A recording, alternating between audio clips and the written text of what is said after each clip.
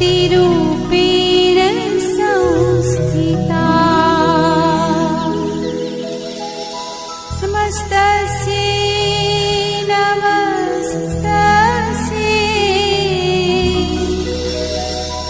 नमस्तस्यै नमो नमः. Now I would request Dr. Vanna Shrivastava ma'am. She is an HOD at Department of Ayurveda and Holistic Health Management at Dev Sanskriti University, Haridwar at Bharat. I would request her to begin with her topic, that is on Bharatiya Nari, Women in Indian Perspective. Please continue with your session. Thank you. मेरी आवाज आ रही है अब तक? Yes. आ रही है? Yes, ma'am. You are audible. Ma'am, आ रही है.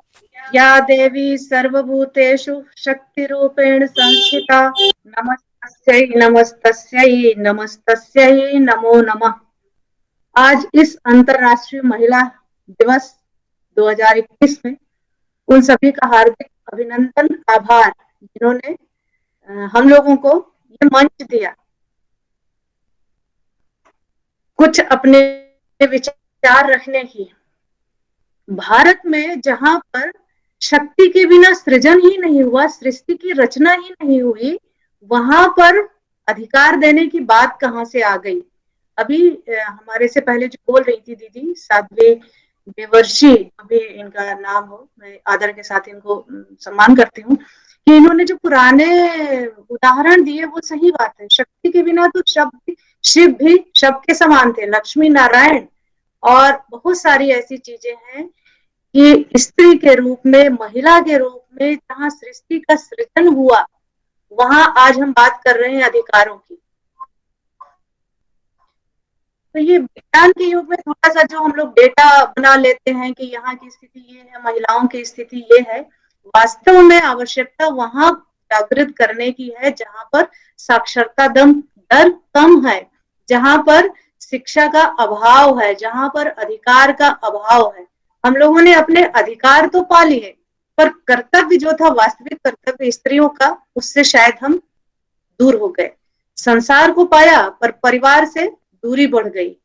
तो आवश्यकता फिर से वहीं पर जाने की है. भारतीय संस्कृति में जहां सृजन था, जहां संयम था, जहां सेवा थी, सहिष्णुता था, सदाचार था, शिष्टाचार था और संवेदना थी, सहयोग था. संस्कृति, भारतीय संस्कृति और सभ्यता के पुनर्जागरण की. हम जिस देश में हैं, गार्गी, मैत्री, अपाला, रानी लक्ष्मीबाई, दुर्गावती, कौन नहीं था यहाँ पर? तब अधिकार की बात नहीं थी.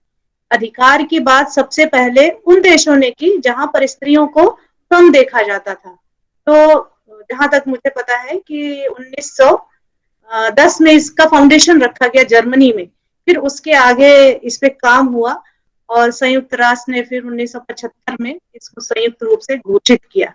तो अधिकार तो दे दिए गए बराबरी के, पर अभी भी बहुत सारे इलाके भारत में विशेष ऐसे हैं कि जहां पर वास्तविक अधिकार नहीं दिया गया है. अभी भी शोषण है और उनको कमतर आंका जाता है, मतलब महिला वर्ग को. तो हम सभी को, जो भी इस मंच से जुड़े हैं और जो भी सशक्त महिलाएं हैं, उनको अपने साथ लेकर चलने की आवश्यकता है. हम जब बात करते हैं भारतीय महिलाओं की, तो हम किसकी बात करें? उनकी जो अभी हमारे समकक्ष नहीं आ पाई है. लता मंगेशकर ऑलरेडी है, सुनीता विलियम्स है, कल्पना चावला है, बछेंद्री पाल है, विनेश फोगाट है, ये लोग तो हैं, अरुणिमा सिन्हा है. बात इनकी करनी चाहिए, इनके साहस की, इनके शौर्य की और इनके परीक्षा की. और जहां पर सशक्तिकरण की बात है, तो जब अधिकार और कर्तव्य की बात आती है, तो हम लोग स्वतंत्रता और स्वच्छंदता को भूल जाते हैं. अधिकारों के प्रति सतर्क तो होना चाहिए, स्वतंत्र भी होना चाहिए, पर भारतीय संस्कृति को, भारतीयता को साथ लेकर जब तक नहीं चलेंगे, विज्ञान के साथ अध्यात्म को लेकर जब तक साथ नहीं चलेंगे, तो शक्ति का सदुपयोग नहीं हो सकेगा और संघार की स्थिति बनी रहेगी. तो हमको आवश्यकता आज सृजन की है. सृजन स्त्री के हाथों में दोनों चीजें पलती हैं, प्रलय भी और सृजन भी। तो दुर्गा का रूप जहां आवश्यक है, वहीं सरस्वती की भी आवश्यकता होती है, वहीं लक्ष्मी की भी आवश्यकता होती है। और जब आवश्यकता हमारे शक्ति के परीक्षण की आती है और सतीत्व की आती है, स्त्रीत्व की आती है, तो वही स्त्री भारतीय संस्कृति की देव काल में कि वो ब्रह्मा विष्णु महेश को भी पालने में झुला देती। तो ये शक्ति आज भी है, सृजन की और संहार की। और जब आवश्यकता संहार की पड़ती है, अभी हमारे से पहले बहुत सारे जो हमारे रिस्पेक्टिव स्पीकर्स थे, बताया कि जो रेशियो है सेक्सुअल हेरासमेंट का है और जो इक्वलिटी, जेंडर इक्वलिटी का है, वहां पर आप आवश्यकता आज भी जो है वैदिक भाषा में अगर मैं कहूं कि शुंभ निशुंभ जो है, तो शुंभ निशुंभ के वध से नहीं होगा, रक्त बीज का वध करना पड़ेगा, उसी रूप में हमको थप्पड़ लेके आना पड़ेगा, किरण बेदी बन के आना पड़ेगा, तभी हम कुछ कर पाएंगे। बाकी डेटा तो हम लोग हर साल देख लेते हैं और जो एक एनालिसिस है वो कर लेते हैं कि यहाँ की साक्षरता दर इतनी है, महिलाओं को इतना परसेंटेज दिया गया है, पर वास्तविकता में कुछ और भी है। तो हम, जहां तक मेरा व्यक्तिगत चिंतन है और सोच है कि हम सभी मिलकर उसको ऊपर उठाएं, उस वर्ग को जो अभी 40% से भी नीचे है।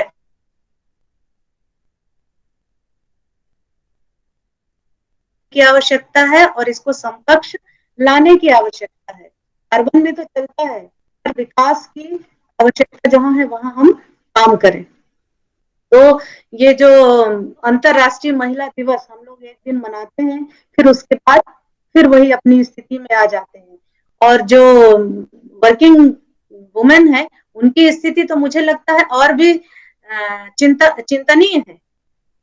बात तो हम करते हैं, पर जब हम देखते हैं तो घरों की स्थिति क्या है, वहां पर भी चिंतन हमको करना होगा और उसके लिए भी काम करना होगा। तो ये बहस का भी विषय नहीं है और बहुत ज्यादा यहाँ पर ज्ञान की, जो कहते हैं ज्ञान और विज्ञान की, उसकी भी आवश्यकता नहीं है।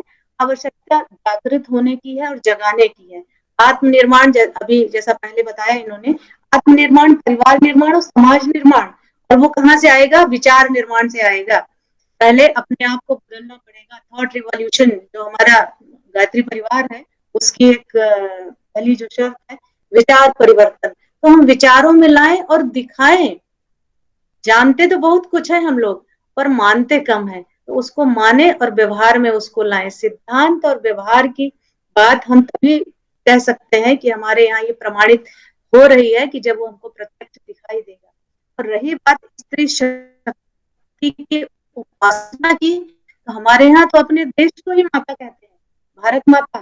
नदी को भी माता का दर्जा प्राप्त है, गंगा माता।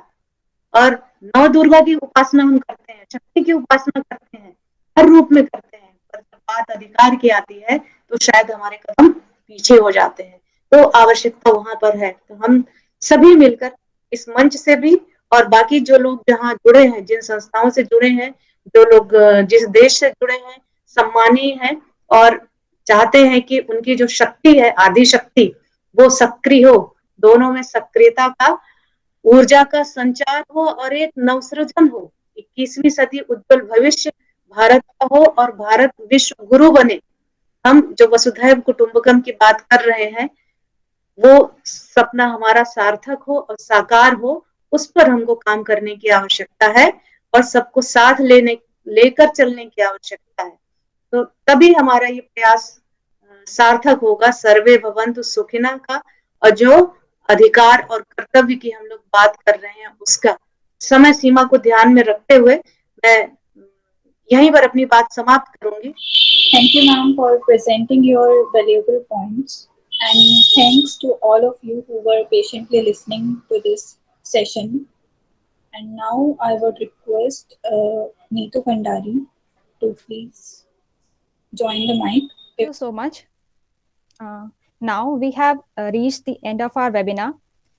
We have renowned counselors, psychologists, educationists, and women from different realms with us. We are obliged to have you all on the occasion of Women's Day. I would like to thank each and everyone for sparing your valuable time and enlightening us on several topics. We look forward to more interactive sessions with all of you in the future. I would also like to thank Divya Karuna organization for giving me the opportunity to host this session, of which the live streaming is available at our Facebook page. Recordings will also be made available later, and e-certificates will be provided to those who are registered with us and also to the speakers. Thank you so much for your valuable time. Thank you.